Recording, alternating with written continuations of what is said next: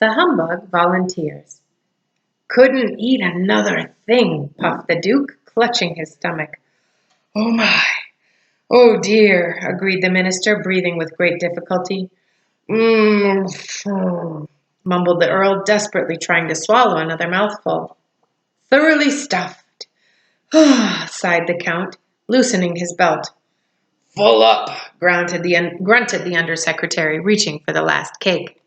As everyone finished, the only sounds to be heard were the creaking of chairs, the pushing of plates, the licking of spoons, and, of course, a few words from the humbug. "A delightful repas, delicately prepared and elegantly served," he announced to no one in particular. "A feast of rare bouquet. My compliments to the chef. By all means, my compliments to the chef." Then, with a most distressed look on his face, he turned to Milo and gasped, "Would you kindly fetch me a glass of water? I seem to have a touch of indigestion." "Perhaps you've eaten too much too quickly," Milo remarked sympathetically. "Too much too quickly, too much too quickly," wheezed the uncomfortable bug between gulps. "To be sure, too much too quickly. I most certainly should have eaten too little too slowly, or too much too slowly, or too little too quickly, or taken all day to eat nothing, or eaten everything in no time at all. Or occasionally eaten something any time, or perhaps I should have," and he toppled back, exhausted, into his chair, and continued to mumble indistinctly. "Attention! Let me have your attention!" shouted the king, leaping to his feet and pounding on the table. The command was entirely unnecessary, for the moment he began to speak, everyone but Milo, Tock, and the distraught bug rushed from the hall, down the stairs, and out of the palace. "Loyal subjects and friends," continued Azaz, his voice echoing in the almost empty room. "Once again on this gala occasion we have—" "Pardon me," coughed Milo as politely as possible, "but everyone has gone." "I was hoping no one would notice," said the king sadly. "It happens every time." "They've all gone to dinner," announced the humbug weakly, "and just as soon as I catch my breath I shall join them." "That's ridiculous. How can they eat dinner right after a banquet?" asked Milo. "Scandalous!" shouted the king. "We'll put a stop to it at once. From now on, by royal command, everyone must eat dinner before the banquet." "But that's just as bad," protested Milo. "You mean just as good," corrected the humbug. "Things are equally bad, which are equally bad, are also equally good. Try to look at the bright side of things." "I don't know which side of anything to look at," protested Milo. "Everything is so confusing, and all your words only make things worse." "How true," said the unhappy king, resting his regal chin on his royal fist as he thought fondly of the old days. "There must be something we can do about it." "Pass a law," the humbug suggested brightly. "We have almost as many laws as words," grumbled the king. "Offer a reward," offered the bug again. The king shook his head and looked sadder and sadder. "Send for help, drive a bargain, pull the switch, file a brief, lower the boom, tow the line, raise the bridge, bar the door," shouted the bug, jumping up and down and waving his arms. Then he promptly sat down as the king glanced furiously in his direction. "Perhaps you might allow rhyme and reason to return," said Milo softly, for he had just been waiting for an opportunity to suggest it. "How nice that would be," said Azaz, straightening up and adjusting his crown. "Even if they were a bother at times, things always went so well when they were here." As he spoke, he leaned back on the throne, clasped his hands behind his head, and stared thoughtfully at the ceiling. "But I'm afraid it can't be done."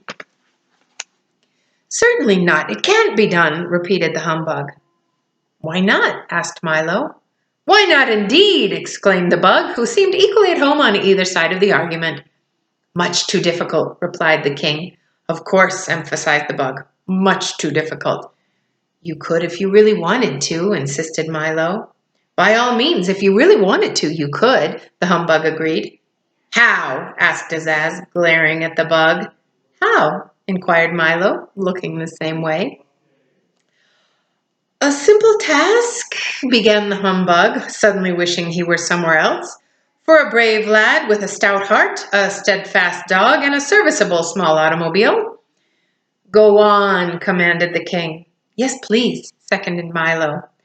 All that he would have to do, continued the worried bug, is travel through miles of harrowing and hazardous countryside into unknown valleys and uncharted forests, past yawning chasms and trackless wastes until he reached Digitopolis, if of course he ever reached there. Then he would have to persuade the math magician to agree to release the little princesses, and of course he'd never agree to anything that you agreed with, and anyway, if he did, you certainly wouldn't agree to it.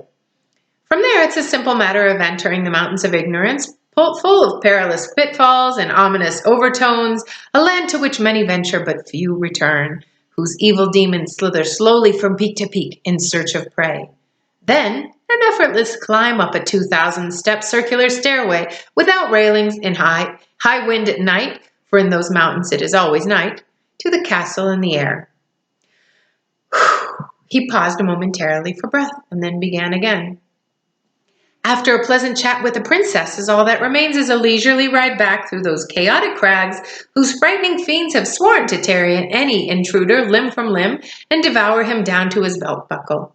And finally, after the long ride back, a triumphal parade, if of course there is anything left to parade, followed by hot chocolate and cookies for everyone.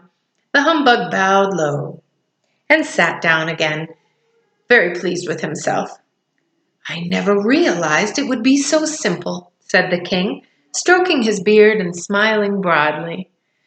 It sounds dangerous to me, said Milo. Most dangerous, mumbled the humbug, still trying to be in agreement with everybody. Who will make the journey? Asked Tock, who had been listening very carefully to the humbug's description. A very good question, replied the king, but there is one far more serious problem. What is it? Asked Milo, who was rather unhappy the turn the conversation had taken. I'm afraid I can only tell you when you return, said the king, clapping his hands 3 times. As he did so, the waiters rushed back into the room and quickly cleared away the dishes, the silver, the tablecloth, the table, the chairs, the banquet hall, and the palace, leaving them all suddenly standing in the marketplace. Of course you realize that I would like to make the trip myself, continued Azaz, striding across the square as if nothing had happened. But since it was your idea, you shall have the honor and fame. But you see, began Milo. Dictionopolis will always be grateful, my boy, interrupted the king, throwing one arm around Milo and patting Tock with the other. You will face many dangers on your journey, but fear not, for I have brought you this for your protection. He drew from inside his cape a small, heavy box about the size of a schoolbook and handed it ceremoniously to Milo. In this box are all the words I know, he said. Most of them you'll never need. Some you will use constantly, but with them you may ask all the questions which have never been answered, and answer all the questions which have never been asked. All the great books of the past and all the ones yet to come are made with these words. With them there is no obstacle you cannot overcome. All you must learn to do is use them well and in the right places. Milo accepted the gift with thanks, and the little group walked to the car, still parked at the edge of the square. You will, of course, need a guide, said the king, and since he knows the obstacles so well, the humbug cheerfully volunteered to accompany you. Now see here, cried the startled bug, for that was the last thing in the world he wanted to do. You will find him dependable, brave, resourceful, and loyal, continued Azaz, and the humbug was so overcome by the flattery that he forgot to object again. I'm sure he'll be a great help, cried Milo as they drove across the square. I hope so, thought Tock to himself, for he was far less sure. Good luck, do be careful, shouted the king, and down the road they went. Milo and Tock wondered what strange creatures lay ahead. The humbug speculated on how he'd ever become involved in such a hazardous undertaking, and the crowd waved and cheered wildly, for while they didn't care at all about anyone arriving, they were always very pleased to see someone go.